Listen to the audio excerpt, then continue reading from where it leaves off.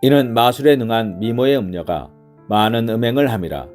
그가 그의 음행으로 여러 나라를 미혹하고 그의 마술로 여러 족속을 미혹하느니라. 아멘.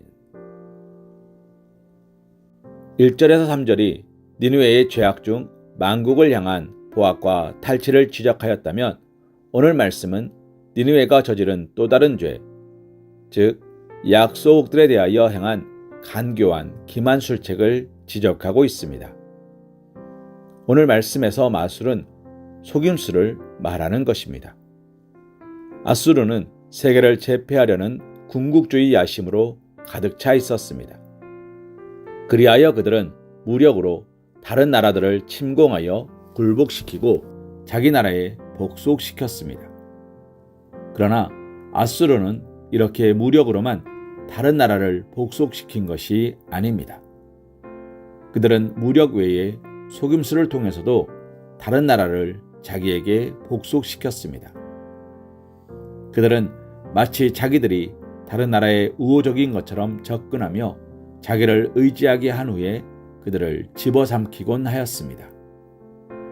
그 대표적인 실례가 남유다를 복속시키기 위해 행한 간교한 기만술책입니다. 아수르는 남유다가 북이스라엘과 아람의 침공으로 말미암아 위기에 처하게 되자 자기가 남유다의 편이 되어줄 것처럼 남유다를 미혹하였습니다.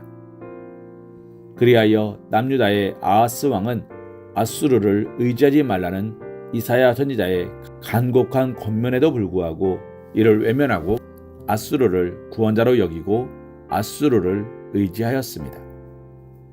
그 결과 어떻게 되었습니까? 물론 아수르는 아하스 왕의 요구대로 아람과 북이스라엘을 물리쳐 주었습니다. 하지만 그것으로 끝난 것이 아닙니다. 아수르는 아람과 북이스라엘을 멸망시킨 후에 남유다마저도 정치적으로 자기들에게 복속시켰습니다.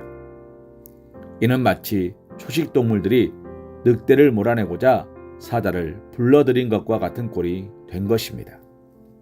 참으로 아수르는 자기의 이기적인 목적을 달성하기 위해서라면 음녀와 같이 다른 나라를 미혹하고 속이는 짓도 서슴지 않았습니다.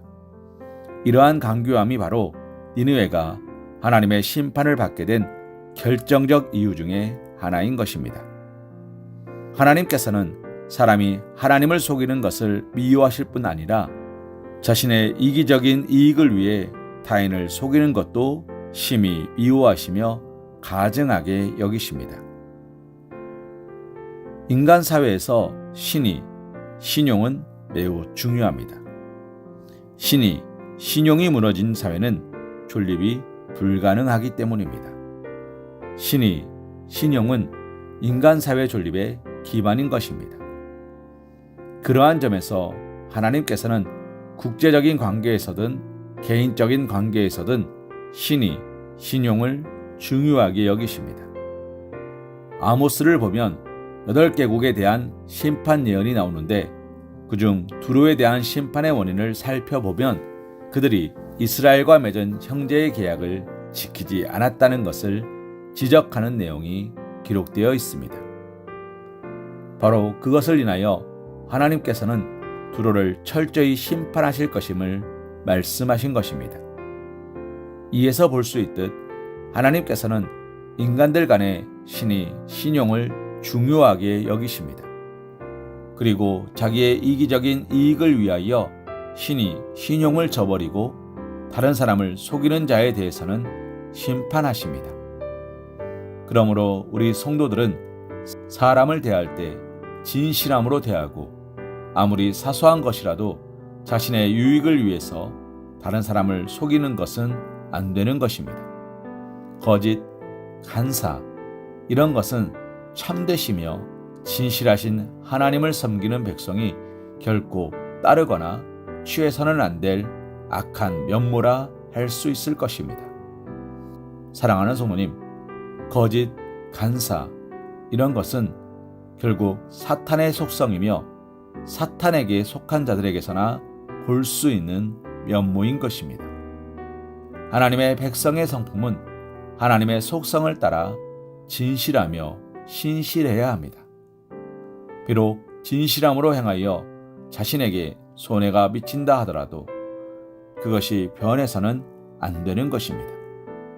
이를 소홀히 여기고 자기에게 손해가 미친다 해서 진실을 버린다면 그는 하나님의 백성이라 할 수 없을 것이기 때문입니다. 누가복음 19장 8절 말씀으로 오늘의 말씀 묵상을 이어갑니다.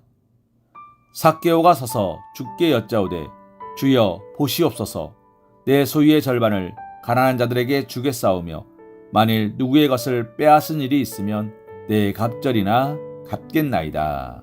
아멘.